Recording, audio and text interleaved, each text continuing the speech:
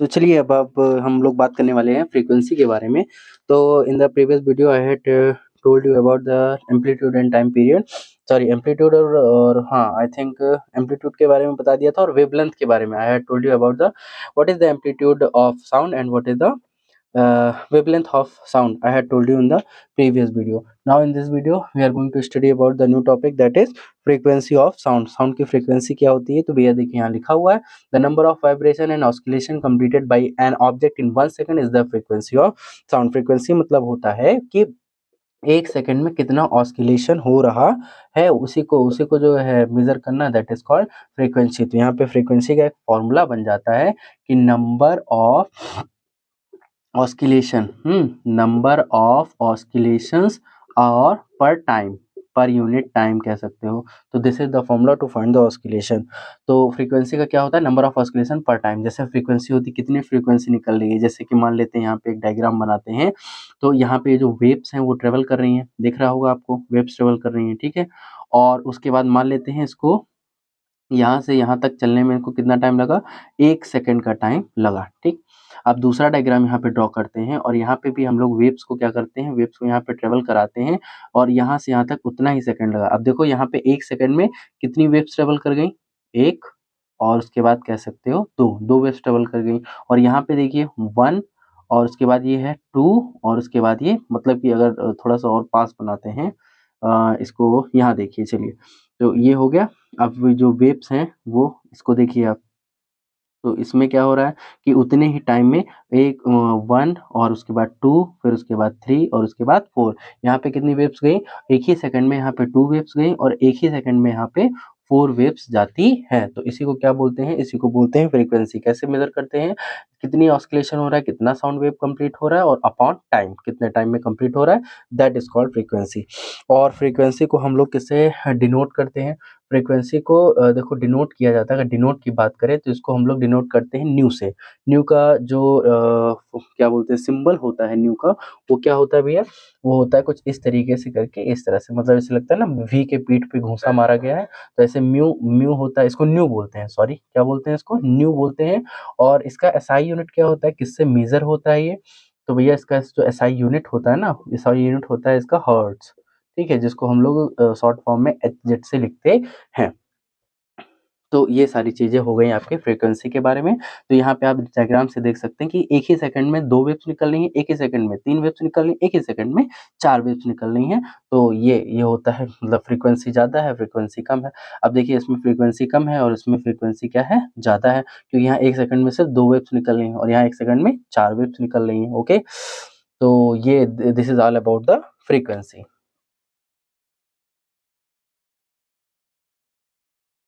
और हाँ, आपको हमने बताया था फ्रीक्वेंसी का, तो देखो जैसे कि ये हो गया ना, ये ग्राफ हो गया और यहाँ पे देखो ये जो साउंड वेव्स हैं ये इस तरह से ट्रेवल कर रही हैं, ठीक है भैया? ये साउंड वेव्स ट्रेवल कर रही हैं और एक दूसरा डायग्राम बनाते हैं। तो दूसरे डायग्राम में क्या करते हैं, यहाँ पे देखो ये भी साउंड वेव्स क्या हो रही हैं? ट्रेवल कर रही हैं। तो यहाँ से यहाँ तक इसको चलने में कुछ टाइम लगा होगा और यहाँ से यहाँ तक चलने में इसको भी कुछ टाइम लगा होगा, मतलब दोनों का जो टाइम है वो लगभग क्या है? सेम है। लेकिन इतने ही टाइम में कितनी वेव्स पास हो गई?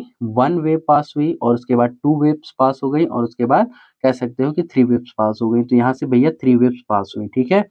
और उतने ही टाइम में यहाँ पे देखिए 1 वेव्स पास हो गई, 2 हो गई, 3 हो गई और उसके बाद 4 हो गई और उसके बाद 5 हो गई। तो यहाँ पे भैया उतने ही टाइम में 5 वेव्स पास हो गई। तो मतलब फ्रीक्वेंसी पढ़ रहे हो तो फ्रीक्वेंसी मतलब होता है कितना जल्दी-जल्दी वेव्स आ रही हैं, उसी को मेज़र करना। अब देखो इस पहला वाला जो यहाँ पे ग्राफ है और जो सेकंड वाला ग्राफ है, पहले ग्राफ में कितनी वेव्स निकली हैं? 5 वेव्स, और यहाँ पे कितनी वेव्स निकली हैं? 3 वेव्स। तो भैया इसकी फ्रीक्वेंसी क्या हो जाएगी? तो फ्रीक्वेंसी का क्या होता है? म्यू। म्यू बराबर यहाँ पे था ना म्यू, और म्यू बराबर क्या था? म्यू बराबर था 1/t। 1/t मतलब कि कितनी वेव्स निकली? तो यहाँ पे हो जाएगा 5, तो 5 अपॉन टाइम कितना था? 1, है ना? देखो ध्यान से समझना। ऊपर हमें क्या लिखना है? नंबर ऑफ ऑस्किलेशन, 1 नहीं।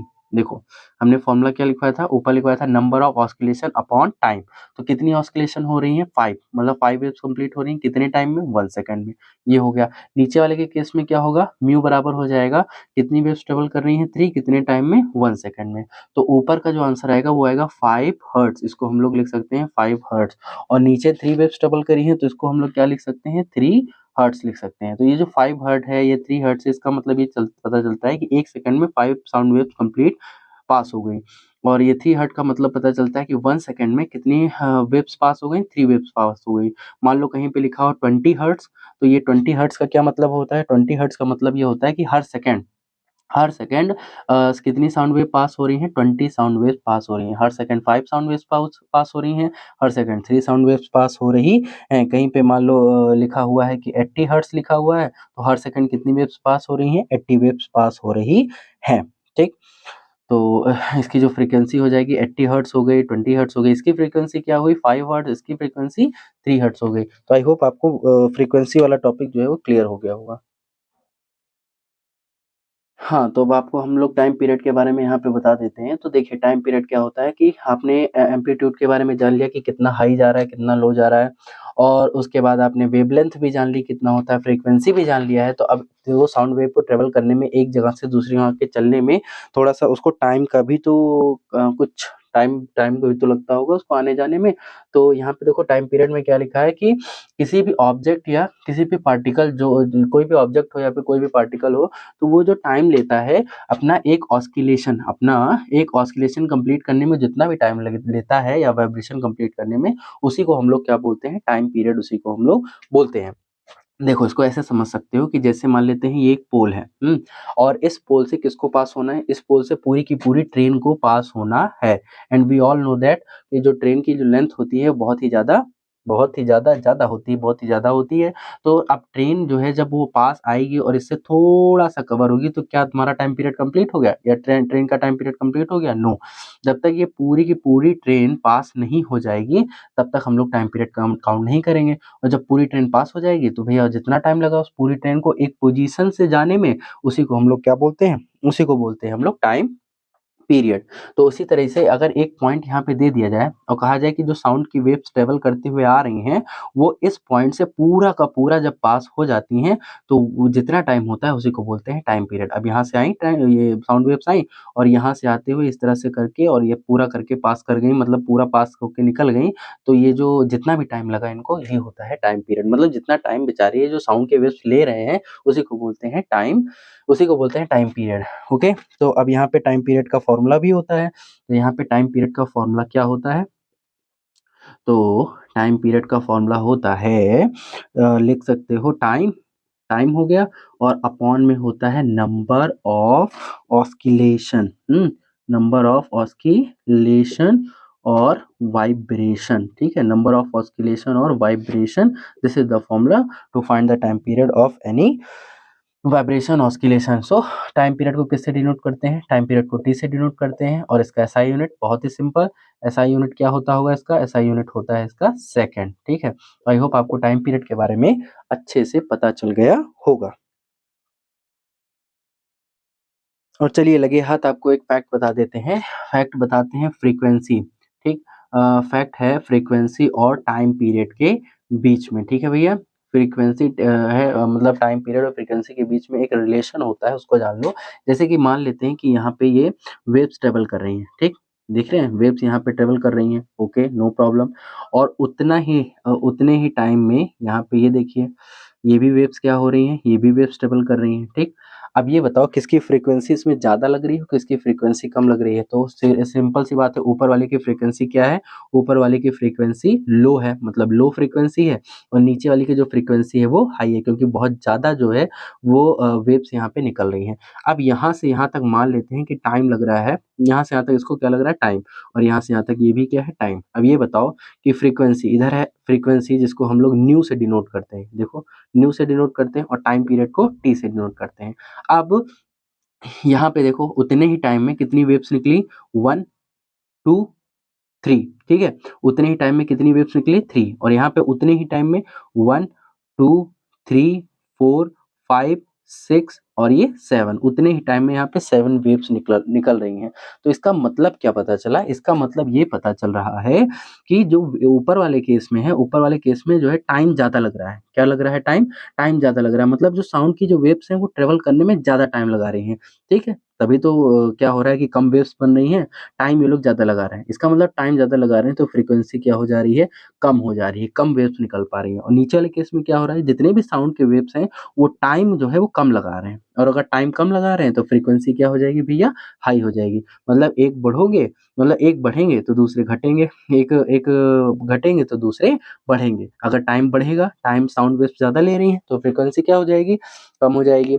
और अगर टाइम कम ले रहे हैं तो फ्रीक्वेंसी क्या हो जाएगी भैया, ज़्यादा हो जाएगी। इस तरह समझ सकते हो कि जैसे भंडारे में खाने जाते हो तो जल्दी जाओगे तो बढ़िया पाओगे, है ना? और देर में अगर मान लो जाओगे तो कम अच्छा पाओगे, इस तरह से समझ सकते हो। तो यहाँ पे हमें रिलेशन ये पता चला कि जो फ्रीक्वेंसी होती है, यानी कि जो म्यू होता है वो इनवर्सली प्रोपोर्शनल होता है टाइम के। इसको कैसे बोलते हैं, इसको देखो भैया ऐसे बोला जाता है कि mu is inversely proportional to time. अगर टाइम कम हो रहा है, टाइम कम लग रहा है तो फ्रीक्वेंसी ज़्यादा, और अगर टाइम ज़्यादा लग रहा है तो फ्रीक्वेंसी कम। तो this is the relation between, इसको कह सकते हैं आप कि ये क्या है भैया, ये है रिलेशन, ठीक है। ये है रिलेशन बिटवीन, किसके बीच का रिलेशन है ये भैया, रिलेशन बिटवीन फ्रीक्वेंसी, ठीक, relation between frequency and time period, frequency और टाइम पीरियड के बीच का ये रिलेशन है। ओके, तो ये बताना हम आई थिंक आपको जरूरी समझे थे, लेकिन ये 8th क्लास में नहीं है, लेकिन फिर भी बताना जरूरी समझा था। ओके, तो चलिए अब देखते हैं, यहाँ पे थोड़ा सा लाउडनेस देख लेते हैं साउंड की। साउंड की लाउडनेस क्या होती है कि जो साउंड की लाउडनेस होती है वो मतलब measure of sound reaching the year पर सेकंड, हर सेकंड में कान तक कितनी ज़्यादा साउंड की एनर्जी, यहाँ पे देखना, कितनी ज़्यादा साउंड की एनर्जी हर सेकंड कान तक पहुंच रही है, इसको हम लोग क्या बोलते हैं, इसको हम लोग बोलते हैं लाउडनेस ऑफ साउंड। अब देखो इसका लाउडनेस ऑफ साउंड यहाँ तो पढ़ लिया, अब इसको हम अपने तरीके से समझा देते हैं। सबसे पहले ये बता देते हैं कि ये डिपेंड करता है एम्पलीट्यूड पे। ज़्यादा एम्पलीट्यूड होगा तो साउंड में जो लाउडनेस होगी वो ज़्यादा होगी, लो एम्पलीट्यूड होगा तो साउंड में जो लाउडनेस होगी वो आपकी वो कम हो जाएगी, ठीक। तो इसको इस तरह से कह सकते हो। एम्पलीट्यूड आपको पता है ना, यहाँ पे बताया था ना, एम्पलीट्यूड कितना ऊंचा, कितना ऊपर वेव्स जा रही है, कितना नीचे जा रही है, कितना ऊपर जा रही है, कितना भी नीचे जा रही है, ये मीन पोजीशन से एक्सट्रीम पोजीशन की जो ये लेंथ थी, हाइट थी, उसी को क्या बोलते हैं, एम्पलीट्यूड बोलते हैं। तो देखो अगर एम्पलीट्यूड हाई होगा तो आपकी आवाज़ में उतना ही लाउडनेस रहेगा, उतना ही भारीपन रहेगा। लाउडनेस को दो तरीके से कर सकते हैं, एक होता है भारीपन, ठीक है, भारीपन हो सकता है, और दूसरा क्या हो गया, दूसरा हो गया, मान लेते हैं, कह सकते हैं कि हल्कापन कह सकते हो आप। तो भारीपन हो गया और उसके बाद यहाँ पे हल्कापन हो गया। लाउडनेस, कितनी भारी आवाज़ है, कितनी लाउड है, मतलब लाउडनेस और हाँ, लाउडनेस तो देखो यहाँ पे, हाँ, लाउडनेस मतलब भारीपन, और यहाँ पे हल्कापन हो गया, ठीक है। कितनी हल्की आवाज़ है, कितनी भारी आवाज़ है, तो ये इस पे डिपेंड हो गया। ज़्यादा एम्पलीट्यूड होगा तो आपकी आवाज़ उतनी ही ज़्यादा क्या होगी, भारी होगी, और अगर कम मतलब एम्पलीट्यूड होगा तो आपकी आवाज़ उतनी ही कम होगी। तो ये भैया ये सारा चीज़ डिपेंड करता है एम्पलीट्यूड पे। और जो ये लाउडनेस होता है, जैसे कि लाउडनेस जो होता है वो डायरेक्टली, ये देखो साइन है डायरेक्टली प्रोपोर्शनल के, ये किसके डायरेक्टली प्रोपोर्शनल होता है, एम्पलीट्यूड के स्क्वायर के, एम्पलीट्यूड के स्क्वायर के। मतलब अगर एम्पलीट्यूड मतलब loudness directly proportional to amplitude का स्क्वायर। इफ द एम्पलीट्यूड, मान लेते हैं कि एम्पलीट्यूड अगर जो है दुगना बढ़ेगा तो लाउडनेस कितनी हो जाएगी, अगर एम्पलीट्यूड दो गुना बढ़ गया तो जो भैया लाउडनेस होगी वो कितना गुना बढ़ जाएगी, टू टू, यहाँ पे जो टू का स्क्वायर कितना होता है, 2 का स्क्वायर होता है 4, लाउडनेस हो जाएगी 4 गुना। अगर एम्पलीट्यूड 2 गुना बढ़ेगा तो लाउडनेस कितनी हो जाएगी, 4 गुना बढ़ जाएगी। तो इस तरह से भैया रिलेशन होता है लाउडनेस और एम्पलीट्यूड में। बस ध्यान रखना है एम्पलीट्यूड के बढ़ने से लाउडनेस मतलब ये जो लाउडनेस है वो किस पे डिपेंड करता है, वो डिपेंड करता है एम्पलीट्यूड पे। ये क्वेश्चन आपका बन सकता है कि एम्पलीट्यूड लाउडनेस किस पे डिपेंड करता है, एम्पलीट्यूड में। किस तरह से, अगर एम्पलीट्यूड 2 गुना बढ़ेगा तो उसका स्क्वायर हो जाएगा और लाउडनेस उतना गुना बढ़ जाता है, ठीक। और हम आपको बताना ये चाहते हैं कि जो लाउडनेस होता है भैया, क्या होता है, जो लाउडनेस अभी जिसकी बात कर रहे थे, जो लाउडनेस होता है उसको किसमें मेज़र किया जाता है, तो उसको मेज़र करते हैं हम लोग डेसिबल में, ठीक है। उसको डेसिबल में मेज़र किया जाता है, जिसका शॉर्ट फॉर्म लिख सकते हो डीबी, डेसिबल होता है।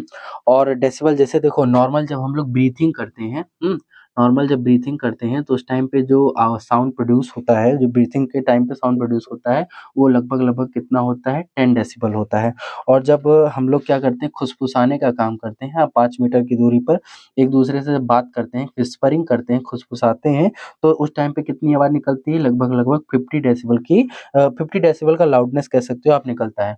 और जब हम लोग नॉर्मल हम लोग कन्वर्सेशन करते हैं, मतलब जब नॉर्मली हम लोग बातचीत करते हैं, तो हमारी आवाज़ में कितनी लाउडनेस होती है, वो होती है लगभग 60 डेसिबल। अब भैया चिल्ला-चिल्ला के बात करोगे तो डेसिबल बढ़ ही जाएगा, लेकिन नॉर्मली बता रहे हैं कि अगर नॉर्मली बात करोगे तो 60 डेसिबल में आपकी बात होती है। और जो बिज़ी ट्रैफ़िक होता है, जैसे जो ट्रैफ़िक होता है ना, उसमें पों-पों आवाज़ बहुत आती रहती है, तो वो लगभग कितना होता है 70 डेसिबल की साउंड 70 डेसिबल होता है उसमें लाउडनेस। और एवरेज जो है जैसे फैक्ट्रीज़-वैक्ट्रीज़ में जो होता है, तो वो लगभग कितना होता है, उसको कह सकते हो कि 80 डेसिबल तक हो सकता है। 80 डेसिबल से। और उसके बाद 80 डेसिबल के बाद की जो आवाज़ होती है, वो क्या हो जाती है, वो हमारे कानों के लिए पेनफुल हो जाती है, मतलब फिर उससे हमें हमारे कानों में प्रॉब्लम होना स्टार्ट हो जाएगी। तो ये सारा चीज़ था, तो लाउडनेस हो गया, डेसिबल, ब्रीथिंग, नॉर्मल ब्रीथिंग पे 10 डेसिबल और सॉफ्ट ब्रीथिंग पे 50 डेसिबल और कन्वर्सेशन, तो ये सारी चीज़ें हो गई भैया। और लाउडनेस को डेसिबल में मेज़र करते हैं, आप इस बात का ध्यान रखें। चलिए, तो अब लगे हाथ हम लोग एक लास्ट लास्ट टॉपिक की बात कर लेते हैं, दैट इज़ पिच। पिच क्या होता है, श्रिलनेस क्या होती है? तो देखो, पिच क्या होता है, पिच वो खेलने वाला पिच नहीं है यहाँ पे भैया, साउंड का पिच है। ये क्या होता है, एक टाइप का सेंसेशन होता है, ब्रेन इंटरप्रिटेशन होता है, इंटरप्रिटेशन, ओके, इंटरप्रिटेशन होता है of frequency of an emitted sound. नहीं समझ में आया sir? The pitch of sound shrillness और flatness depend on the frequency of, ये चीज़ ध्यान रखना, यहाँ से क्वेश्चन उठ सकता है, पुट अप हो सकता है कि जो पिच होता है वो किस पे डिपेंड करता है। जैसे कि इससे पहले लाउडनेस पढ़ा था, वो डिपेंड करता है एम्पलीट्यूड पे, उसी तरीके से जो पिच होता है, ये जो पिच होता है वो किस पे डिपेंड करता है, वो डिपेंड करता है फ्रीक्वेंसी और वाइब्रेशन पे। और साउंड क्या होता है, ग्रेटर फ्रीक्वेंसी, ज़्यादा फ्रीक्वेंसी होगा तो आवाज़ में ज़्यादा श्रिलनेस रहेगी या श्रिलर रहेगा और हायर पिच रहेगी, और अगर साउंड जो है वो लोअर फ्रीक्वेंसी रहेगा तो लेस श्रिल रहेगा और लोअर पिच रहेगी। तो देखो, इस सब का पूरा ओवरऑल रिव्यू हम अगर आपको दें, तो पिच में क्या होता है कि आवाज़ कभी श्रिल होती है और कभी जो आवाज़ होती है, देखो, कभी आवाज़ जो है श्रिल होती है, ये कह सकते हो, और कभी आवाज़ जो होती है वो लेस श्रिल होती है, या फिर उसको कह सकते हो आप, उसको हम लोग, चलो ठीक है, लेस श्रिल कह देते हैं, ठीक, उसको हम लोग लेस श्रिल कह देते हैं, या फिर डीप होती है, ठीक है। डीप आवाज़ होती है, थिक आवाज़ होती है, थिक, ठीक, ये कह सकते हो आप। तो देखो क्या होता है कि जो पिच होती है, जैसे कि मान लो यहाँ पे हमने ये डायग्राम बनाया, ओके, और ये डिपेंड करता है, आपको पता है, फ्रीक्वेंसी पे। तो अगर ज़्यादा फ्रीक्वेंसी रहेगी, ठीक है, अगर ज़्यादा फ्रीक्वेंसी रहेगी साउंड में, तो उसका पिच क्या रहेगा, उसका पिच रहेगा हाई, ठीक, हाई रहेगी पिच। और अगर हाई रहेगी पिच तो आवाज़ कैसी रहेगी, आवाज़ होगी श्रिल। श्रिल का मतलब होता है पतलापन, श्रिल का मतलब क्या होता है, पतलापन होता है। तो जितना ज़्यादा पिच हाई रहेगी, जितना ज़्यादा फ्रीक्वेंसी रहेगी, उतना ही ज़्यादा उसमें श्रिलनेस रहेगी, आवाज़ में उतना ज़्यादा पतलापन होगा। और उसके बाद अगर दूसरा डायग्राम देखो, तो यहाँ पे देखो, ये जो फ्रीक्वेंसी है वो क्या है, फ्रीक्वेंसी कम है। फ्रीक्वेंसी कम है तो यहाँ पे क्या हो जाएगा, फ्रीक्वेंसी कम होने की वजह से यहाँ पे हो जाएगा लोअर पिच, ओके, मतलब जो पिच हो जाएगी वो लो हो जाएगी। और पिच अगर लो हो जाएगी तो आवाज़ क्या होगी, आवाज़ हो जाएगी डीप, डीप हो जाएगी, या फिर कह सकते हो कि थिक आवाज़ हो जाएगी, मोटी आवाज़ हो जाएगी, ठीक है। आई होप आपको समझ में आ रहा होगा, लेस रील हो जाएगी। तो ये सारा केस होता है, मतलब कि अगर भैया, अगर जो है ज़्यादा फ्रीक्वेंसी हो गई, मतलब जो है जो साउंड की फ्रीक्वेंसी है वो ज़्यादा हो गई तो जो पिच होगा वो क्या हो जाएगा, यहाँ पे देख सकते हो आप कि अगर फ्रीक्वेंसी अगर ज़्यादा हो गई, जल्दी-जल्दी साउंड वेव्स बनना स्टार्ट हो गई, तो पिच बहुत ज़्यादा हाई हो जाएगी और आवाज़ कैसी हो जाएगी, पतली हो जाएगी। तो ये जो पतली आवाज़ होती है, ये एक्चुअली किसकी होती है, जैसे बच्चे होते हैं और जो वुमेन होती हैं, और उनकी फ्रीक्वेंसी बहुत ज़्यादा हाई होती है, और फ्रीक्वेंसी हाई होने की वजह से उनकी आवाज़ बहुत श्रिल होती है, पतली होती है। तो जो एडल्ट होते हैं, जो आदमी होते हैं, मेल होते हैं, उनकी फ्रीक्वेंसी काफ़ी कम होती है, देख सकते हैं, उनकी फ्रीक्वेंसी क्या होती है, कम होती है, और फ्रीक्वेंसी कम होने की वजह से पिच लोअर रहता है और आवाज़ क्या होती है, लेस श्रिल होती है, थोड़ी-सी मोटी आवाज़ होती है, ये सब आप देख सकते हैं। और जो ड्रम होता है, आपने ड्रम तो देखा ही होगा, तो ड्रम में क्या होता है कि ड्रम जो है वो लो फ्रीक्वेंसी पर साउंड प्रोड्यूस करता है, इसकी वजह से लो श्रिल होता है, और उसकी आवाज़ में भी क्या होता है, मोटापन होता है। उधर ही अगर आप व्हिसल को देख लें, तो व्हिसल क्या होता है, विसल जो सीटी होती है, तो जब सीटी बजाई जाती है तो उसकी फ्रीक्वेंसी बहुत ज़्यादा हाई होती है और उसकी आवाज़ क्या होती है, पतली। तो आप इससे जान सकते हैं कि विसल की आवाज़ पतली होती है और ड्रम की आवाज़ कैसी होती है, मोटी होती है। तो इसके पीछे का रीज़न क्या है? Because the pitch depends upon frequency. If the frequency is high then the pitch will also be high and if the pitch is high then the voice will be shriller, okay. अगर मतलब कहने का मतलब ये है कि frequency भैया बढ़ गई ना, तो पिच भी हाई हो जाएगी और उसकी वजह से जो आवाज़ है वो ज़्यादा श्रिल हो जाएगी, ज़्यादा पतली हो जाएगी, जैसे कि व्हिसल में होता है या बच्चों में होता है, चाइल्ड में होता है या वुमेन में होता है, ठीक है? और जो ड्रम होता है उसमें क्या होता है, उसमें फ्रीक्वेंसी होती है कम होती है, कम बहुत धीरे-धीरे साउंड की वेव्स जो है उसमें आप कह सकते हैं कि हाँ, तो उसमें आप लोग कह सकते हैं कि जो ड्रम होता है उसकी आवाज़ मोटी होती है। आवाज़ मोटी क्यों होती है? क्योंकि भैया वो फ्रीक्वेंसी उसकी कम होती है और वो लेस श्रिल होता है और लोअर पिच होती है। तो यही सारा कमाल था किसका? पिच का और श्रिलनेस का। तो आई होप आपको ये सारी चीज़ें समझ में आ गई होंगी, ये वीडियो क्लियर हो गया होगा। चलिए, तो आप इसको सारा मतलब इसको अच्छे से समझिए और मिलते हैं नेक्स्ट वीडियो में एक नए टॉपिक के साथ। तब तक के लिए थैंक यू।